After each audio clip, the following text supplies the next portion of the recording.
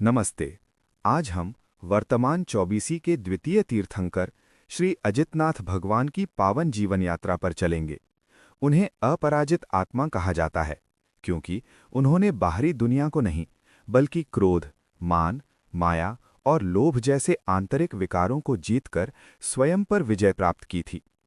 उनका वर्ण तपते हुए सोने जैसा है और उनका प्रतीक हाथी उनकी शक्ति और अपार धैर्य को दर्शाता है। पहचान और प्रतीक। भगवान अजितनाथ का जन्म इक्ष्वाकु वंश में राजा जितशत्रु और रानी विजया के यहाँ हुआ था। उनका शरीर 450 धनुष ऊंचा था और उनकी आयु 72 लाख पूर्व वर्ष थी। उनके चरणों में हाथी का चिन्ह हमें यह संदेश देता है कि एक साधक को हाथी की तरह बलवान और गंभीर होकर पाप रूपी जंगल को जड़ से उखाड़ फेंकना चाहिए। पूर्व भव, वैराग्य का बीज। अजितनाथ बनने से पहले वे महाविदेह क्षेत्र की सुसीमा नगरी के राजा विमलवाहन थे। एक दिन अपने सुंदर उपवन की सुंदरता निहारते हुए उन्होंने देखा कि जो फूल कल खिले थे वे आज मुरझा गए हैं। इस छोटे से दृश्य ने उन्हें झकझोर दिया और उन्हें एहसास हुआ कि संसार का हर सुख नश्वर है। इसी वैराग्य के विचार से उन्होंने अरिंदम सुरी से दीक्षा ली और कठिन तपस्या कर तीर्थंकर नाम गोत्र कर्म का उपार्जन किया। अवतरण और नामकरण। जब वे माता विजया के गर्भ में आए तब माता ने 14 मंगलकारी महास्वप्न देखे जो एक तीर्थंकर के जन्म का संकेत थे। उनका जन्म अयोध्या नगरी में माघ शुक्ल दशमी को हुआ। उनका नाम अजित रखने के पीछे एक रहस्य है। जब वे गर्भ में थे तब उनके पिता का तेज इतना बढ़ा कि शत्रुओं ने बिना युद्ध किए ही आत्मसमर्पण कर दिया। आध्यात्मिक रूप से इसका अर्थ है कि वे भविष्य में राग द्वेष रूपी शत्रुओं से कभी पराजित नहीं होंगे। दो विजेता, एक विश्व का, एक आत्मा का। अजितनाथ के साथ ही एक और राजकुमार बड़े हुए जिनका नाम सागर था, जो आगे चलकर चक्रवर्ती बने।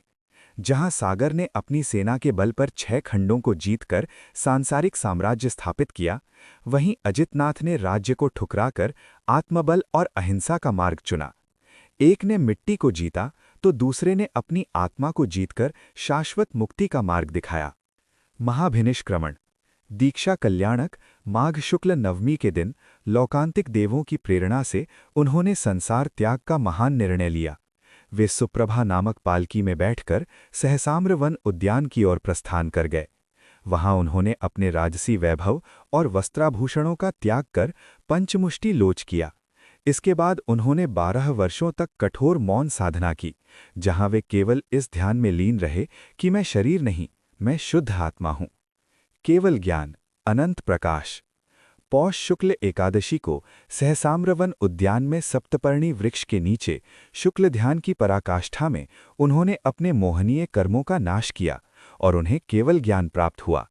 जब देवताओं ने उनके लिए समावसरण की रचना की तो वहां एक चमत्कारिक दृश्य था। शेर और गाय जैसे जन्मजात शत्रु जीव भी पूरी शांति से एक साथ बैठे थे। धर्म तीर्थ की स्थापना। भगवान ने धर्म के मार्ग को प्रशस्त किया। उनके संघ में 10 प्रमुख गणधर थे, जिनमें सिंहसेन प्रधान शिष्य थे। उनके विशाल संघ में 1 लाख मुनि और 3,30,000 आर्यकाएं शामिल थीं। उन्होंने अपनी प्रथम देशना में सभी को धर्म ध्यान पर चलने का उपदेश दिया। मोह और कर्म का पाठ।